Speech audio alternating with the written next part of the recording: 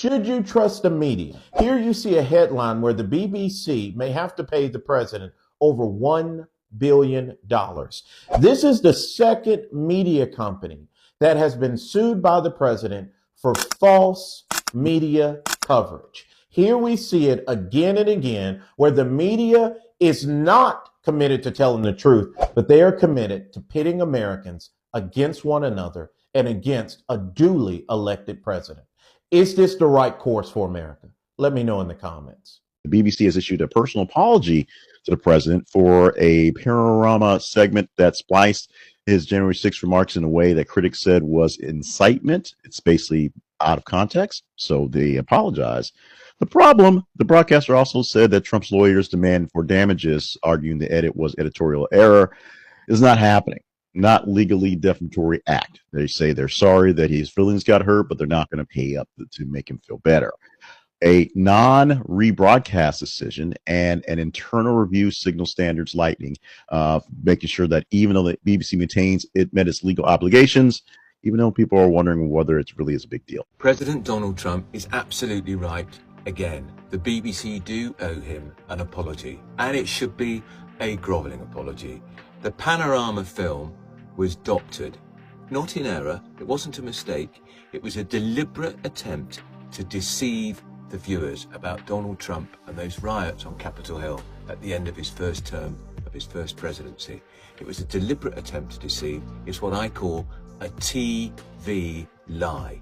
And the BBC have known about it for months and months because the whistleblowers report, which it was all clearly laid out, was given to the BBC board back in May. We're now in November, heading for December, so why has it taken so long?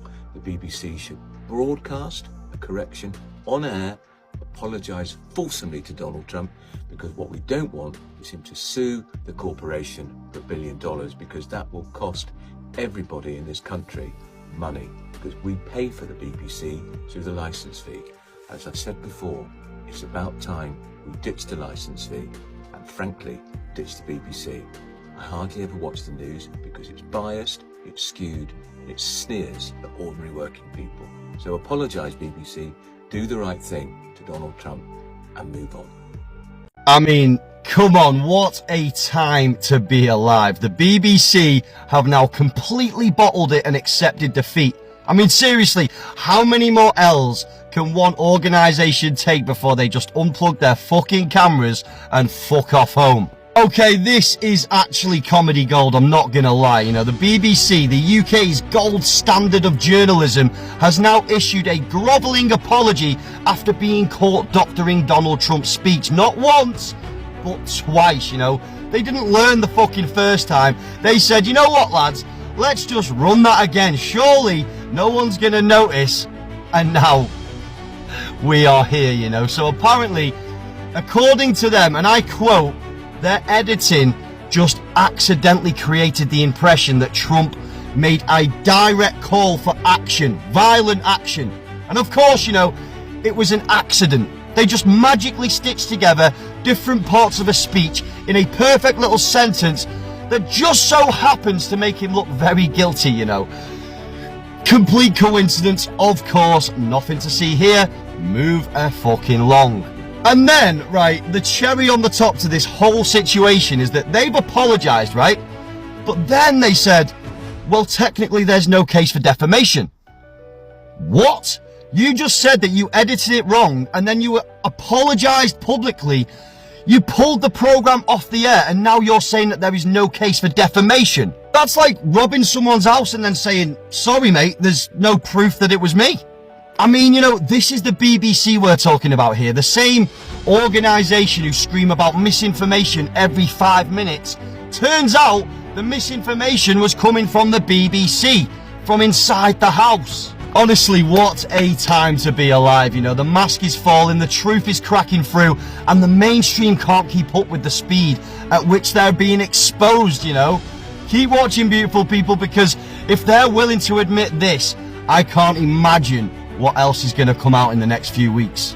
But once again, for the real people like me that aren't backed by big organisations, we have to say that this is all just for entertainment, to cover our arses. So this is just for entertainment, beautiful people, and I'm as fictional as a dinosaur, baby. If President Trump doesn't sue the BBC after this, I'd be very surprised.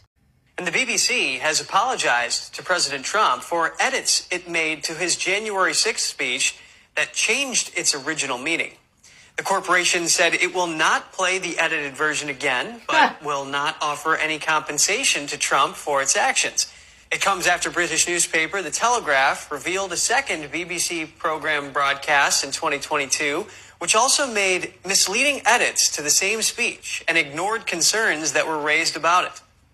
Tim Davey, I highly recommend you get a lawyer. Defamation is damaging because the whole world thought that President Trump started the insurrection, the January 6th insurrection, because of the legacy liberal media and their lies. All they literally had to do was watch President Trump's entire speech to see that he wasn't the catalyst of J6. I mean, there were videos of Antifa. There were videos of FBI agents masquerading as Antifa. There were over 100 paid agitators. There were over 100 confidential FBI sources. It's just a mess. It really is. But deep down inside, everybody who watched President Trump's speech in its entirety, we knew the real story. We got to witness Ray Epps going, "We need to go in and storm the Capitol," over numerous days. Never mind the fact that most J6 defendants served multiple years in prison under solitary confinement under inhumane conditions for a misdemeanor. Meanwhile, Ray Epps just gets probation and a $500 fine? No. President Trump needs to sue them because this is an admittance of guilt. This is an admittance that, hey, we defamed you. We cut your speech up. We copied and pasted it to look like something that it completely wasn't. And people just don't understand how damaging defamation of character really is. But just like many people, they thought that President Trump was responsible for January 6th. Just like most people, those same people will never do their own research. Many personalities in the media had made the same mistake about President Trump, and they had to pay up, which I highly suspect that President Trump is going to take this apology and, we're never going to play that clip again. Too late, the damage has already been done. I say he takes this and uses it in court. The BBC have managed to misquote me in an appalling way. One would think that some humility after their recent faux pas would be in order. The president has made it very clear that this is a leftist propaganda machine that is unfortunately subsidized by British taxpayers, and he thinks that's extremely unfortunate for the great people of the United Kingdom. Breaking right now, extraordinary developments in the British bashing corporation's almighty fraudulent row with the US President Donald Trump. Because in the past hour, since we've come on air, the Daily Telegraph, which of course was the first to blow the whistle on this doctored panorama speech, which has seen Trump now sue the BBC for £1 billion, or at least threaten to, $1 billion, or at least threaten to, unless the BBC apologizes and sufficiently provides damages, I'm told something like $15 million by 10 p.m. UK time on Friday, then I'm going to be in deep, deep doo-doo. The Guardian reporting today that the BBC is indeed ready to apologise to Donald Trump, who has gone out via his White House chief spokesperson, Caroline Leavitt, describing the organisation as, what were the exact words? A leftist propaganda machine. Yep, couldn't have put it better myself. But as I say, things have just got a hell of a lot worse because Panorama was not a one-off. The Daily Telegraph's Daily Tea podcast has this hour revealed that Newsnight, the hard left broadcast Newsnight, also doctored a Trump speech and concerns were ignored by the corporation. So this is an extraordinary new development. I'm going to be learning about this at exactly the same time as you. Likewise, my superstar panel, Sarah White and Nick Buckley. So let's look at this brand new reporting on this deepening scandal, and we'll give you our first reaction. Watch this. Of Newsnight, in which they were discussing the congressional hearings and Donald Trump's role in the January 6th riots. We're going to walk down, anyone you want, but I think right here we're going to walk down to the Capitol. And we're going to cheer on our brave senators and congressmen and women. And we fight. We fight like hell. And if you don't fight like hell, you're not going to have a country anymore. We're going to walk down, anyone you want, but I think right here, we're going to walk down to the Capitol. And we're going to cheer on our brave senators and congressmen and women. And we're probably not going to be cheering so much for some of them. And the footage then cuts immediately to scenes of people fighting. And it cuts seamlessly, so it does. Donald Trump is threatening to sue the BBC for $1 billion over what he claims is a misleading edit of his January 6, 2020 speech, which aired in a BBC Panorama episode right before the 2024 election. In the broadcast, the BBC showed this clip. We're going to walk down to the Capitol, and I'll be there with you, and we fight. We fight like hell. But this is the entire clip. We're going to walk down to the Capitol, and we're going to cheer on our brave senators and congressmen and women, and we fight. We fight like hell. Trump and his legal team have given the BBC until November 14th to apologize and retract the episode, or they will file a defamation lawsuit in Florida, where the statute of limitations hasn't expired. In response, BBC Chair Samir Shah acknowledged the mistake and called it an error in judgment. He also issued a public apology for the edit. This latest threat follows Trump's ongoing pattern of suing and threatening large media organizations because he does not like what they're reporting. In the past, he has filed lawsuits against the Wall Street Journal over its coverage of his ties to Jeffrey Epstein, and against CBS News for a 60 Minutes interview with Kamala Harris that he claimed damaged his campaign. Now, even international news organizations are facing the same kind of legal pressure.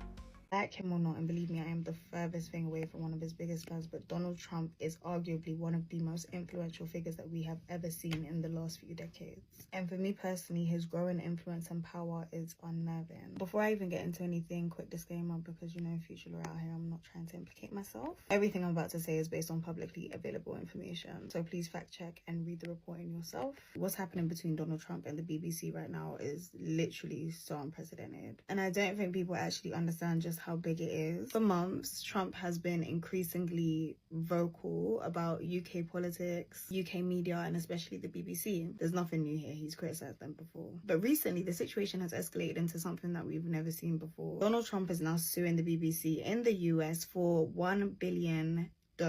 He's suing them over claims that the Panorama documentary misrepresented him, specifically by allegedly editing parts in a way that made him appear to be inciting violence. This is not me saying this, I am just basically going off the reporting and the allegations that have already been made.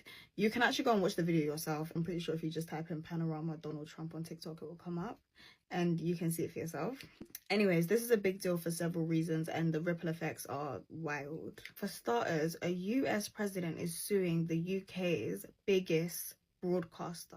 The BBC is one of the most trusted news organizations, not even just in the UK, in the world. And this is the first time we're seeing any president take legal action against them on this scale. It's going to raise huge questions about press freedom, political influence, international jurisdiction, and just how much power Trump really has. The second reason as to why this is such a big deal: two major BBC figures have now resigned. It's the Director General and the CEO of BBC who have both resigned. I'm not entirely sure that any representative from the BBC has actually come out and categorically, like explicitly stated that they resigned because of the lawsuit.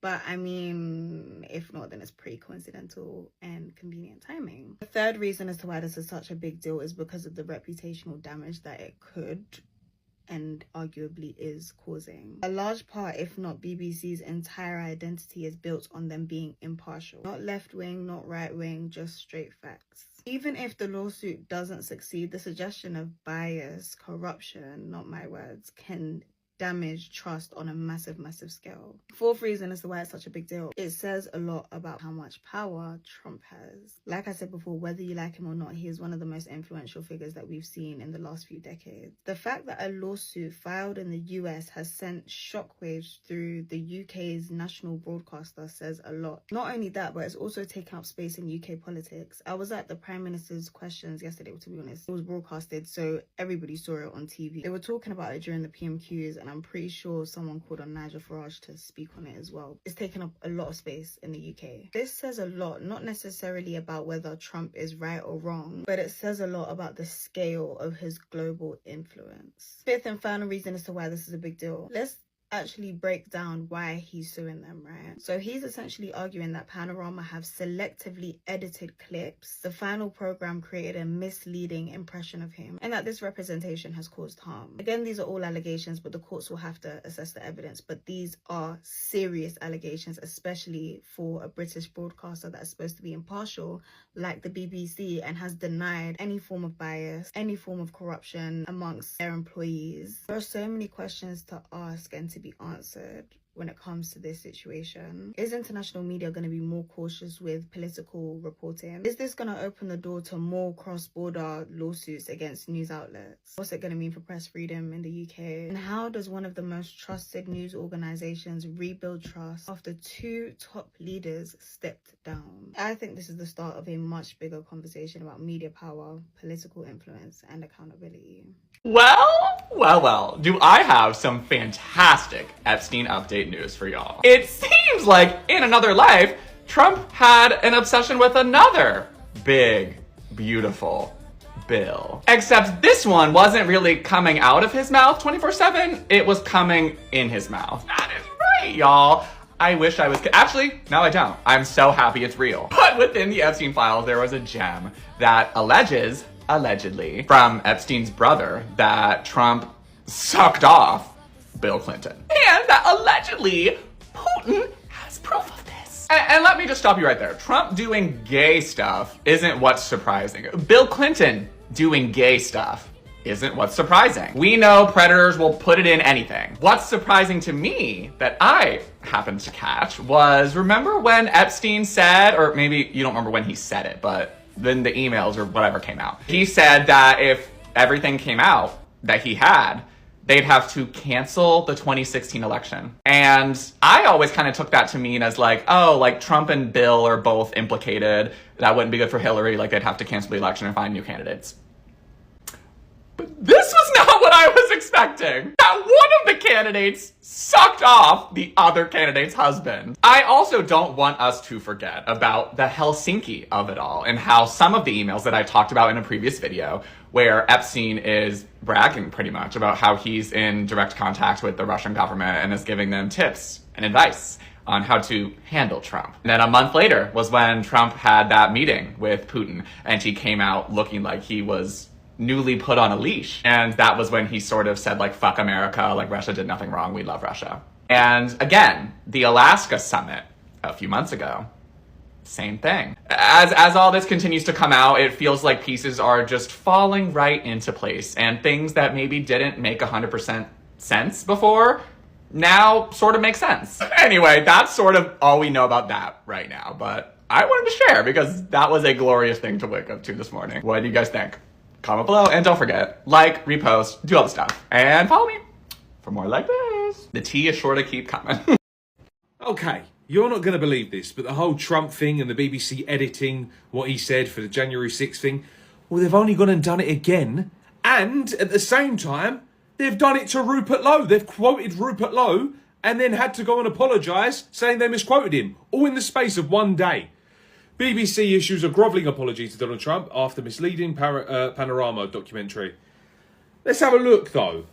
So before we get to Trump, I'm going to bring your attention to this one.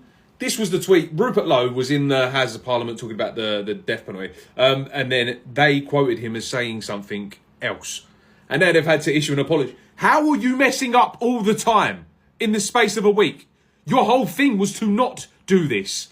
But let's see what it says at the actual article. So you're aware that the BBC was given until tomorrow to respond to the president's $1 billion legal threat after criticism that viewers had been misled by the programme. Trump said, I guess I have to sue. Why not? They defrauded the public. Not great. And they've admitted it. This is within one of our great allies, supposedly. Our great ally. He did do it. He did repeat. That's a pretty sad event. They actually changed my January 6th speech, which was a beautiful speech if I say so myself, which was a very calming speech, and they made it sound radical. That's not good. We don't like that. But let's see what else it says. So it's starting to feel like the BBC might have been a bit strong-armed into apologising, because they only went and emerged a second clip of the same Donald Trump speech that was also edited by the BBC. It was shown in an episode of Newsnight in June 2022, more than 2 years before a similarly spliced clip was aired in a BBC Panorama documentary. Twice editing his footage. Both clips seem to make it look like as if the US president urged the reporters to walk down to the Capitol with him and fight like hell. Two statements he made around an hour apart in his speech. A BBC spokesperson said in a statement tonight, lawyers for the BBC have written to the President Trump's legal team in response to a letter received on Sunday. BBC Chair Samir Shah has separately sent a personal letter to the White House. They're just begging it up now. They have no plans to rebroadcast the documentary. Please don't sue. Please sue them. Sue them. And the fact is as well, on Twitter, if you go on there, all the crazy lefties are saying, we need to keep the BBC, we need to keep it. But at the same time, they're saying how the BBC just peddles out right-wing propaganda. And it's like, what? We all know that it doesn't. We all know that you want to keep it around because you like the misinformation it spreads, because it favours you dickhead. But yeah, that's the situation. Twice. 3 times if you count in Rupert Lowe. Everything to do with what he's trying to change. In 1971, the US dollar, under pressure from the British pound, was taken off the gold reserve standard, and it became an object of financial speculation. This termination of the Bretton Woods system was the first step in the march toward the globalist hell we're living in today. You may be surprised to know that 1971 is also the year the World Economic Forum was founded to guide nations into subservience. What the British establishment is terrified of is that Trump will end their 50-year financialization of the American economy. Here's how they did it. The same financier elites who orchestrated the end of Bretton Woods pushed through legislation creating HMOs, health maintenance organizations, in 1972. Before that, healthcare was primarily a relationship between doctors and patients. Afterwards, it became a profit center for insurance companies and speculators. And who championed this financialization model globally? The City of London, with their British free trade, free market ideology, and their Wall Street partners. Obamacare was just the final stage of the spread of this cancer. And that's why Trump slammed the insurance companies and their profits. And anyone who's paying attention knows that what RFK Jr. and the team are trying to do is to make the purpose of healthcare to make you healthy, not to enrich the insurance companies or big pharma. Right now, you're simply an income extraction point for big pharma and the insurance cartels while they destroy your health. Because for them, it's not about health. It's about income streams. And that's what's happened step by step to all sectors of the economy. Mortgages were no longer an instrument to put you in a house. They became a cog in a Ponzi scheme of mortgage-backed securities, which brought us the 2008 housing crisis. And the British banks were deeply embedded in the mortgage securitization market. Same thing happened with student loans. They were turned into tradable securities, and college costs have increased by 1,200%. So what the British and their Wall Street partners have done is sucked up capital from these productive sectors of our economy, turning productive assets into simply financial speculation vehicles. Money chases money, and the physical economy has been increasingly starved over the past 50 years. So there are no productive jobs. Everyone is a consumer, engaged in a rat race to put together enough income to barely survive. The strategy of the elites, which has been the playbook of the Democratic Party, has been to compensate the loser. Throw enough money to the losers so they can stay pacified. The old